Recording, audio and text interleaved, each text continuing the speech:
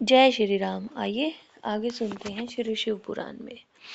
शिवजी ने कहा, देवश्रेष्ठ उन धर्मनिष्ठ दैत्यों के तीनों पुरों को मैं नष्ट कर डालूंगा, इसमें संशय नहीं है। परंतु वे महादैत्य मेरे भक्त थे और उनका मन से दृढ़ रूप से मुझ में लगा रहता था।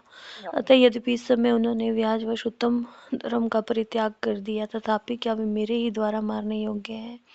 इसलिए जिन्होंने त्रिपुरवासी सारे दैत्यों को धर्म भ्रष्ट करके मेरी भक्ति से विमुख कर दिया है, वे विष्णु तथा अन्य कोई ही उन्हें क्यों नहीं मारते। मुनीश्वर शंभु के वचन सुनकर उन समस्त देवताओं का तथा श्री हरि का भी मन उदास हो गया। जब सृष्टिकर्ता ब्रह्मा ने देखा कि देवताओं और विष्णु के मुख पर उदासी छा गई है, तब उन्होंने हाथ जोड़कर शंभु से कहना आरंभ किया, परमेश्वर, आप देव योगवेताओं में श्रेष्ठ परब्रह्म और सदा से देवों और ऋषियों की रक्षा में तत्पर है, अतः पाप आपका स्पर्श नहीं कर सकता। साथ ही आपके आदेश से ही तो उन्हें मुंह में डाला गया है, इसके प्रेरक तो आप ही हैं।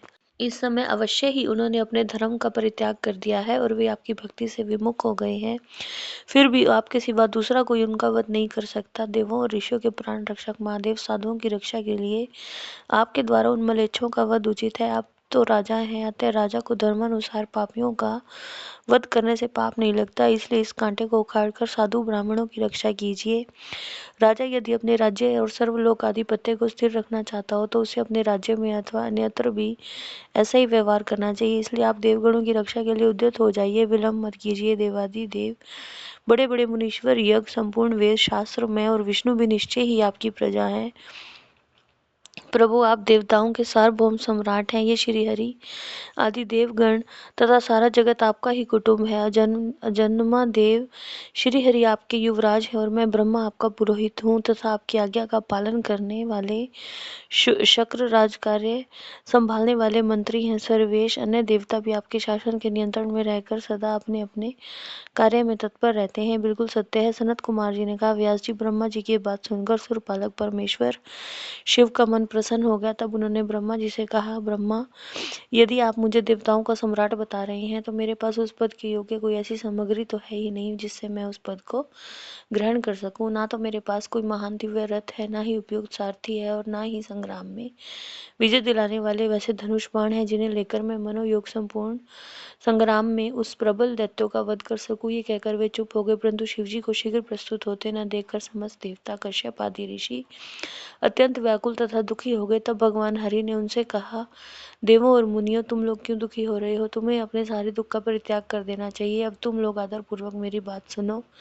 देवगण, तुम ही लोग विचार करो कि महान पुरुषों की आराधना सुख साध्य नहीं होती। मैंने ऐसा सुना है कि दाराधन में पहले महान कष्ट झेलना पड़ता है, पीछे भक्त की दृढ़ता देखकर इष्टदेव अवश्य प्रसन्न होते हैं। परंतु शिव तो समस्त गणों के अध्यक्ष तथा परमेश्वर है, ये तो आशुतोष ही ठहरे। अतः पहले ओम का उच्चारण करके फिर नमः का प्रयोग करें, फिर शिवाय कहकर 2 बार शुभम का उच्चारण करें, उसके बाद 2 बार कुरु का प्रयोग करके फिर शिवाय नमः ओम जोड़ दें।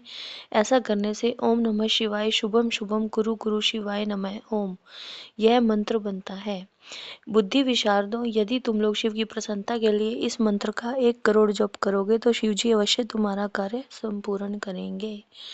मुने प्रभावशाली श्री हरि ने जब ये कहा तब सभी देवता पुनः शिव आराधन में लग गए। तत्पश्चात श्री हरि भी देवों तथा मुनियों के कार्य की सिद्धि के लिए शिव में मन लगाकर विशेष रूप से विधि पूर्वक जप में तत्पर हो गए। मुनि श्रेष्ठ इधर देवगण धैर्य संपन्न हो बारंबार शिव शिवियों उच्चारण करते हुए 1 करोड़ जप करके सामने खड़े हो गए।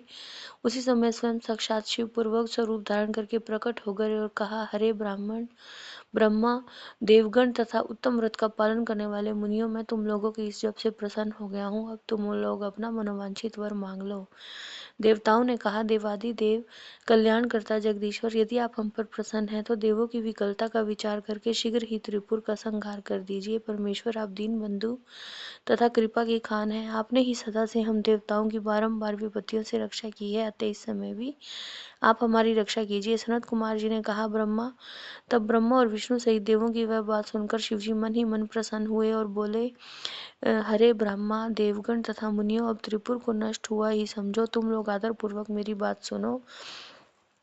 मैंने पहले जिस दिव्य रथ, सारथी, धनुष और उत्तम बाण को अंगीकार किया है वह सब शीघ्र ही तैयार करो। विष्णु तथा विदे निश्चय ही तुम दोनों त्रिलोकी के अधिपति हो, इसलिए तुम्हें चाहिए कि मेरे लिए प्रथम पूर्वक सम्राट के योग्य सारा उपकरण प्रस्तुत कर दो। तुम दोनों सृष्टि के सृजन और पालन कार्य में नियुक्त हो, अतः त्रिपुर को नष्ट हुआ समझकर देवताओं की सहायता के लिए यह कार्य अवश्य करो। यह शुभ मंत्र जिसका तुम लोगों ने जप किया है महान पुण्य में और मुझे प्रसन्न करने वाला है। यह भक्ति मुक्ति का दाता, संपूर्ण कामनाओं का पूरक और शिव भक्तों के लिए आनंदप्रद है।